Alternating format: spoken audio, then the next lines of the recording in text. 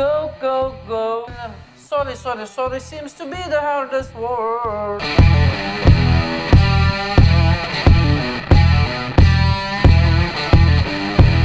Сәлем достар, қалдарыңыз қалай? Біздің YouTube каналымызға қош келдіңіздер. Мен атым Қуаныш, үйленген 3 баланың әкесімін. Қызылорда туып өстік, қазір таңда Алматыда оқып, Алматыда жұмыс істеудеміз. Әртүрлі кәсіптермен айналыстық. Және қазір таңда активно айналысып жатқан кәсібіміздің бірі ол Easy Food компаниясы. Ол туралы кейінірек тағы да айтып жатармыз. Бірақ біз осы каналды ашуымыздың себебін мен сізге кішігірім айтып жіберейін. Көптеген менің таныстарым әрдайым өзіне инвестиция жаса, өзін үйрет, білім ал деп айтып шақырады. Соны ала отыра, бәлкім соңғы осы 6 айдың көлемінде, соңғы 1 жылдың көлемінде бәлкім сырт елдерге шыққаннан кейін, Европада мынау жақын жердегі мемлекеттерге барғаннан кейін ба, жеңіл өнеркәсіп деген нәрсеге біраз көңіл бөле бастадық. Бірте әртүрлі идеялар келді, әртүрлі жобалар жасадық. Соның арқасында ма бәлкім соңғы кездері бізге аптасынан кем дегенде 2-3 адам хабарласып, осынша бір ақшамыз бар еді, қандай жобаларға қатыссақ болады, қандай идея айтасың деп, как будто бізде идея көп сияқты. Бірақ рахмет ондай бір сенімдеріңізге. Дегенмен сондай бір көп тапсырыс сұраныс келгеннен кейін осындай бір канал ашсақ па деген ой болды. Не үшін канал ашсақ? Яғни 5 миллион теңгеге дейінгі қаражатпен қандай да бір кәсіп бастауға бола ма, инвестиция жасауға бола ма, немесе бір жобаға стартап жасауға бола ма деген 5 миллионға дейінгі суммаларды соған байланысты осындай бір канал ашқалы жатырмыз. Не үшін 5 миллион? 5 миллионнан жоғары инвестиция жасайтын кәсіпкерлерге былай айтқанда қатты ақыл керек емес. Олар осы күнге дейін уже кәсібін істеп, үйренген, мысалға тот же самый сіздер білетін Руми Групп болсын, Алматыда аты шулы ең жақсы стартаптардың бірі соңғы жылдарда. Және де басқа проекттерге себебі онда үлкен бір қомақты инвестициясы ақшасы болғаннан кейін ондай жобаларды істеуге болады.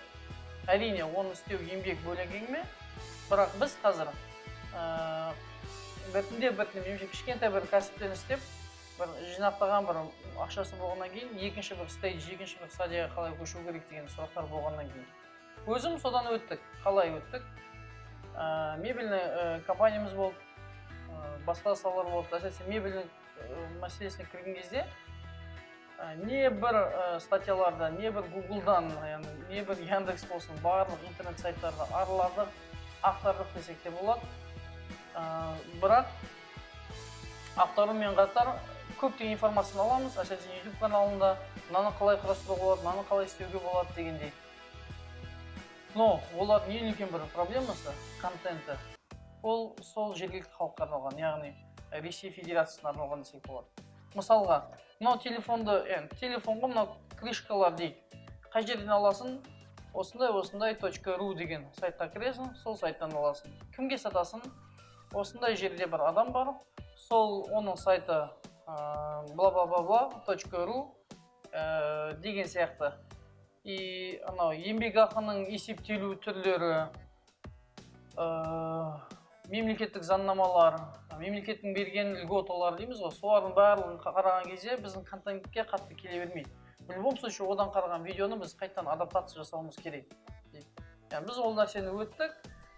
Арнайы бір бизнес-план немесе бір market penetration, то есть рынокке кіру бір зерттеулерін жасайтын бізде қаражат жоқ. 5 миллион теңгеңіз ғана болатын болса, или 2 миллион, 1 миллион, 3 миллион теңгеңіз ақшаңыз болатын болса, ондай бір исследование жасайтын сізде шынымен де мүмкіншілік болмайды. Сол үшін амал жоқ, арзан түрлері осы YouTube болсын, Google болсын, сондай бір форматтарын қарайсыздар. Қарап атқанда шығарсыздар бәлкім. Осы жерден қызық болмаса, басқа каналға кетсеңіздер болады, қызық болса бірден подписаться дейді астыда. Біздің каналымызға тіркеле отырыңыздар. Аптасына біздің қазір жоспарымыз аптасына 2 видео шығарып беріп отырамыз. Бірінші видео конкретно self-made дейміз ба, немесе success story'лар, яғни hashtag BStoryKZ. сол салада, яғни кез келген бір текстиль болсын, дөнері болсын, кішкентай кафе болсын, немесе сотка үшін құрал саймандар сататын бір техника сататын бір магазин болсын, немесе бір кішігірім жеңіл өнеркәсіп болсын, есіктің алдында яғни тауық асырасын, бөдене асырасын, яғни сондай бір еңбекке жеткен және ол процессті қалай істеп жатыр деген форматта бір мағлұмат аламыз. Құнды бір мағлұматқа ие боласыздар. Бұл бір видео шарт аптасына қазіргі таңда бастап жатқанымыз екінші видеомыз. Ол сіздер үшін өзіме де бір мотивация болу үшін көптеген достарым маған қатысы болды. Жақында айтып отырмын, бүкіл активный бизнестерімізді саттық және тек EasyFood'ты алып қалдық, активный бұлай жүгіру керек деген сияқты, ал пассивный доходтар жүріп жатыр. Одан бөлек бұрыннан бері ұнайтын бір ісіміз, ол журналистика дейміз ба, адамдармен сұхбет дейміз ба, сөйлесу дейміз ба. Сол саланы атқаннан кейін Alamos KZ деген жарнама агенттігін сатып алдық. Яғни ешкімге секрет емес шығар. Өте арзанға алған жоқпыз, өте де қатты қымбат қалған жоқпыз десек болады. Себебі қайткен күнде де оны істеген тарихы бар. Ол Alamos KZ-не бір бонус ретінде мынау Қаскелең KZ деген газет кіреткен. Мынау газетті білетіндеріңіз болса, бірден лайк басып, подписка жасаңыздар. Ал бірақ білмейтіндеріңіз болса, жақында таныстырамыз. Қазақстанда бір 150-200 мың теңгелік таза табысы бар. Құрамында 3 адам жұмыс істейді. Менімен бірге 4-ші болады. Осы Қаскелең қаласында орналасқан осы компанияны сізбен бірге біз 150-200 мың теңгелік кірісі бар компаниядан 2018-дің аяғына дейін айлық 1 миллион теңгелік кірісі болатын компанияға дейін жеткізуді сізге көрсетеміз. Бірге үйренеміз. Мен де білмеймін бұны. Мен де бұл туралы қазір YouTube-тен қарап жатырмын. Бұл туралы адамдармен сөйлесіп жатырмын. Бәлкім 100 мың, яғни сіз қазір Ақтаудан, Қызылордадан, Тараздан, Астанадан, Алматыдан қарап жатқан болуларыңыз мүмкін. Сол үшін Алматыда білген нәрсені істеуге болады деуіміз мүмкін. Сол үшін сондай әңгіме айтпасын деп, сіздерге қызық болсын деп, бұл тестовый форматта өте үлкен қомақ ақшаны жұмсап, осында бір газет сатып алдық. Қаскелең қаласында 100 мың адамы бар, Қарасай ауданында таратылады, бірақ өте жақсы басылым, 5 мың тиражмен шығады айына бір рет. Осыны апта сайын сізге прогрессті көрсетіп отырамыз. Бұл маған бір мотивация болады. И соның арқасында бір жылдың көлемінде 150 мың теңгелік компаниядан 1 миллион теңгелік компанияға дейін жеткіземіз.